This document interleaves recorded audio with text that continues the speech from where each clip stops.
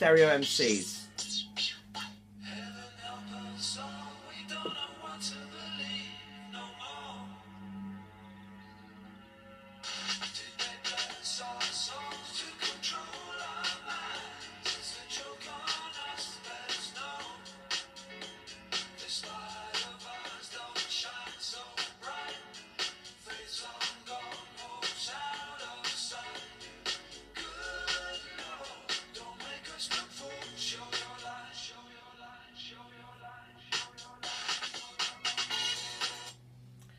Good morning. Good Lord, don't make us look fools, show your light. Yeah, that's the Stereo MCs, like I said, and I'm checking out quite a lot of their music, or revisiting a lot of their music, and really listening to what's being said. Like all music, I'm really kind of experiencing it in a whole different way. Yeah, just that message. Don't make us look fools. I kind of get that coming to me from somewhere outside of this place, whatever this place is. I've just been reading about the theatre of the absurd, and if you've never heard of the theatre of the absurd, I'm going to read a little bit of Wiki's page on it.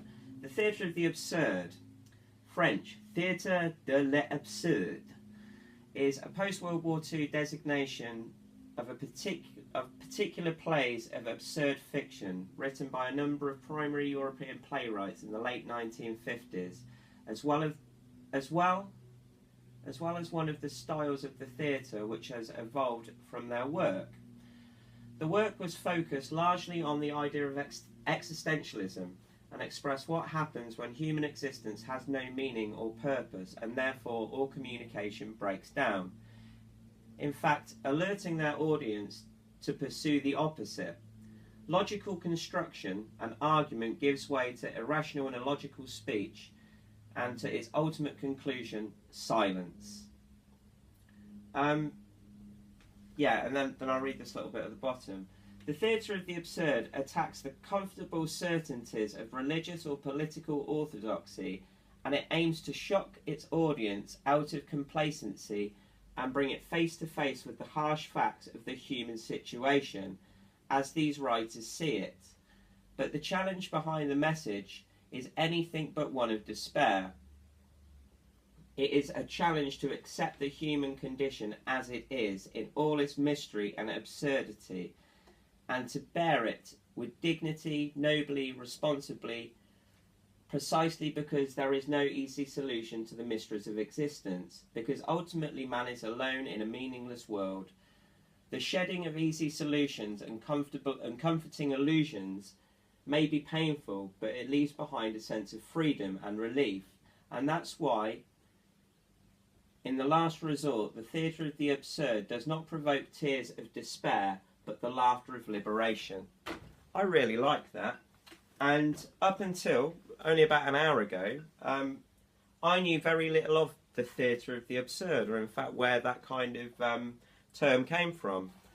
And reductio ad absurdum, I get that idea, you know, and that's what I believe this channel's heading towards.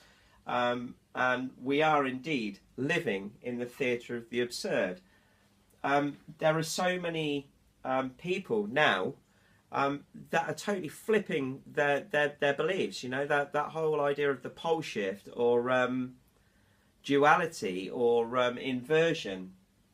You know, it's fascinating. And when I read this, you know, and being kind of my YouTube namesake, it really touched me. You know, there's Samuel Beckett, I think, was one of the bigger playwrights with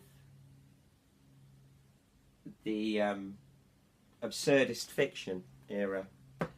But we're living in a work of fiction, and just trying to kind of summarize that, you know, and just trying to kind of figure out what is real when so many people are trying to do just the same, you know, and many people kind of pulling a Kaiser Sose, as I termed it the other day, from gathering all these bits of random information and painting some kind of collage of bullshit, you know, and the way that kind of the common man is now becoming the media, you know, is just really, really kind of amusing to me.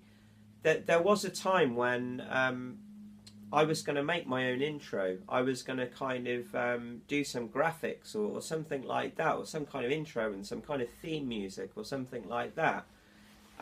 But now I look back on that, it kind of makes me shiver somewhat, you know. And when I look at other channels that are adopting the same format that we've kind of been subjected to for millennia, you know, it's just absurd, you know. It's just and the way that people are talking and the way that they've kind of they're adopting tactics, you know, maybe unknowingly adopting tactics that are brainwashing tactics. And the thing about brainwashing, I think we could all do with our brains being washed. And whenever I kind of go to remove myself from the internet or kind of detach from the internet, untangle myself from many of these kind of curiosities that have tickled my brain for so long, that's generally when YouTube will deliver me something in my recommendations that comes from a whole different angle, and I know that I'm part of some sort of some sort of experiment in that sense, or some sort of kind of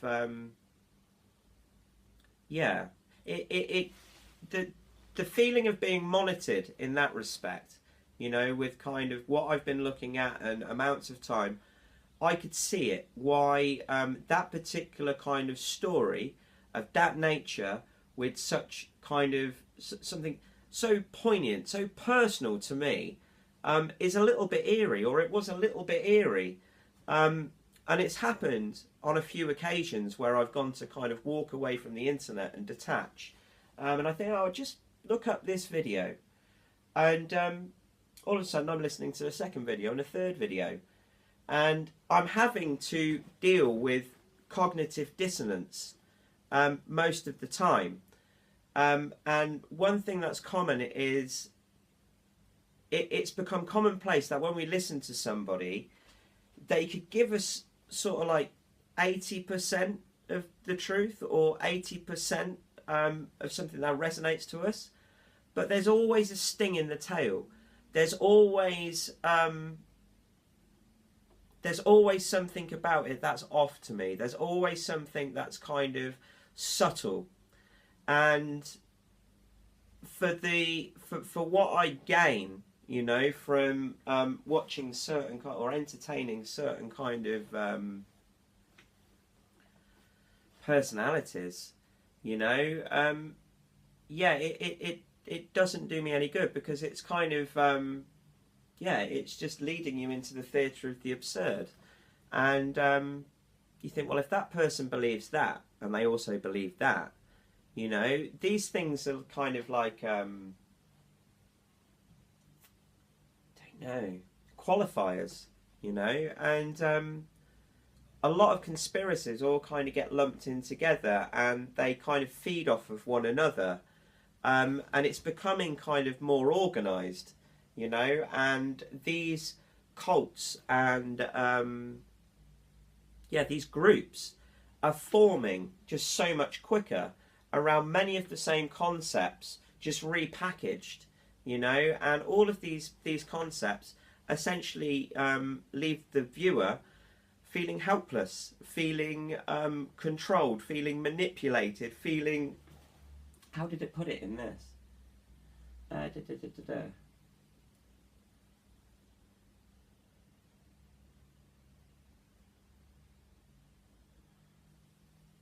what happens when the human existence has no meaning or purpose, and therefore all communication breaks down, in fact altering their audience to pursue the opposite. Because when we see that something that we've thought to be truth as being bullshit, it's quite a natural reaction to kind of go, oh, well, maybe that's the truth, you know, in the other camp, the thing that I doubted. But you're still doing that kind of duality dance. And I've done that, you know, and I'm done with doing that. Wow, got a nice big sign from Helios right there. So yeah, the idea of kind of the art of bullshit and the pulling a Kaiser Soze, you know, I just see that now, and I see that I'm being manipulated on so many levels when it comes to the internet, and I can't believe people trust it so much. You know, I've often said that it's kind of like being locked in a library with books that tell you everything about libraries and everything about buildings, but they don't tell you anything about what goes on outside the library. What good are you kind of wandering around that library looking for what's going on outside when the only books you have within inside that library tells you about that library, you know? And that's all the internet is a big library, you know? And don't believe everything you read, you know, or see or hear, you know. And yeah, the way that these little things kind of put their hooks into you, and it was quite eerie. Like I said, it was quite personal. This video I watched, or this video that I got subjected to, and I'm sure other people have had that experience where it indeed feels like the computer is talking to them, you know, or fucking with them. But all this is smoke and mirrors, you know, this world. This is all constructed, you know. That whole idea in the Matrix where the dude turns up at the door and he says, you need to unplug, man. And then the agents say that you've been living two lives. That's very much how I feel with the internet and with my kind of outer waking life. They're nothing alike, you know, and the opinions that I share on here is just a way of kind of dealing with that kind of, yeah, I guess I need to kind of come to some sort of conclusion with it, you know. I feel like I've indeed, I waded into the internet, started making these videos only a few months ago to kind of see what would happen. And as I've done that, the further and further I've gone into it, the more and more I've kind of seen the bullshit of it. I kind of needed to do it. But when it comes to kind of whoever my audience are, whoever you are, by the way, you look great today, I don't know. You know, I really don't know, other than odd comments I get and things like that. And I've got like nearly 100 subscribers. I'm up in the 90s now somewhere. But I don't know who any of those guys are. I don't know why they're watching or anything like that, you know, or if indeed there are any of these people. There's no real way of telling. Or indeed the view counts on my videos.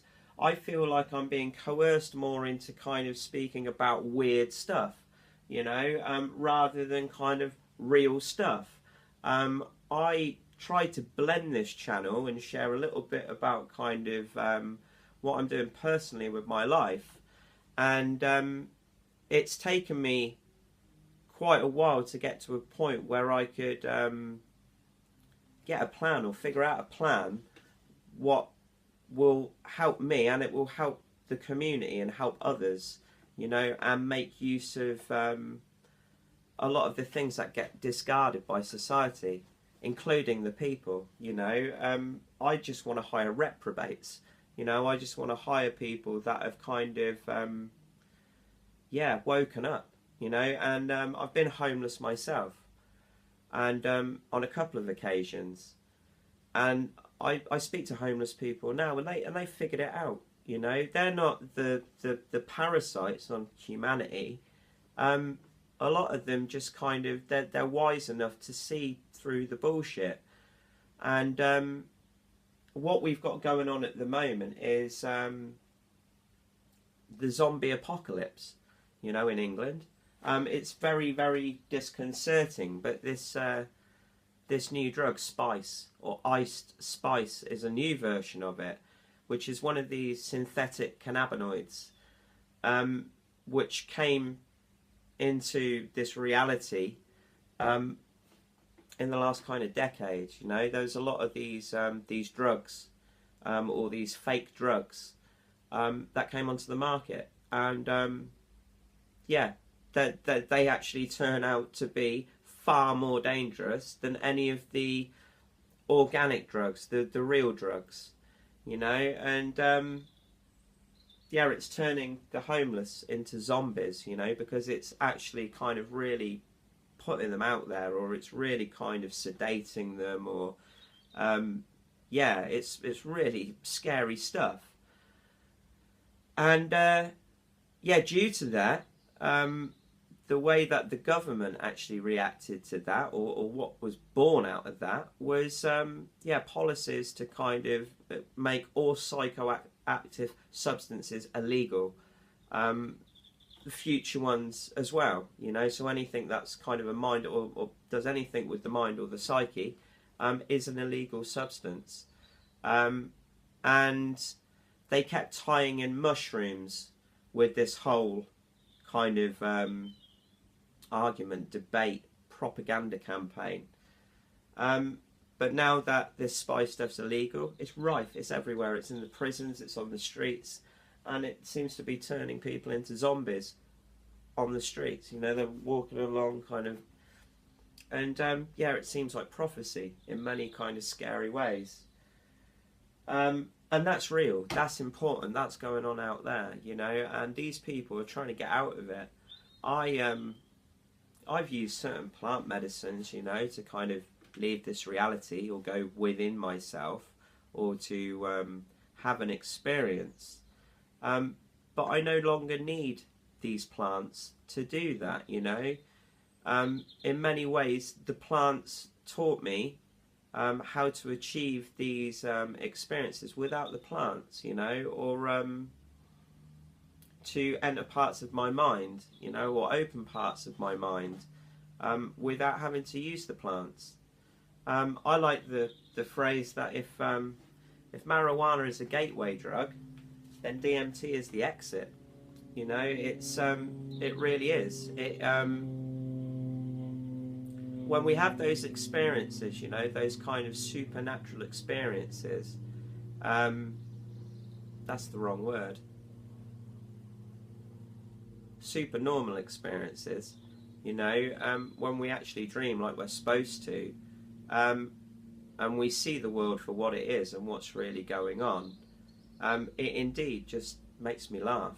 You know, I can't believe that we're running around fearing intelligence. The only artificial intelligence that strikes me as being the artificial intelligence kind of worrying that the real intelligence is kind of maybe shepherding them in the right direction. Yeah, so that's the theatre of the absurd. That's a little bit about the zombie apocalypse. When it comes to the conspiracy of conspiracy and untangling yourself from that, it's a yeah, I think it is something that you just need to abstain, you know, and go within, you know, because yeah, like I said in a recent video, the devil is always the best dressed one at the party. You know, he's always got the best stories, the best gadgets, and the kingdom of God does not come through observation. You know, you can't fucking see it. You know, it's not something that's tangible in this place. You know, it's somewhere else. It's within. It's yeah, hard to define. Anyway, we've got to just over 20 minutes, so I'm going to leave that there. But yeah, check out the Theatre of the Absurd. Because, like I say, I believe we're living in the theatre of the absurd. But as it says here, the theatre of the absurd does not provoke tears of despair, but the laughter of liberation. And I feel that laughter coming, I really do. I've just got to get a little bit of frustration out of the way. And most of it's at myself, you know, most of it's at myself for entertaining such crazy concepts, you know, but I'm alright with that, you know, and I've come to realise that YouTube is indeed a full-time job, you know. The amount of time that we're spending kind of caught up and kind of trying to present ourselves as something to gain an audience, it's it's absurd, you know. So on that note, you guys keep being you, and I may see you soon and I may not.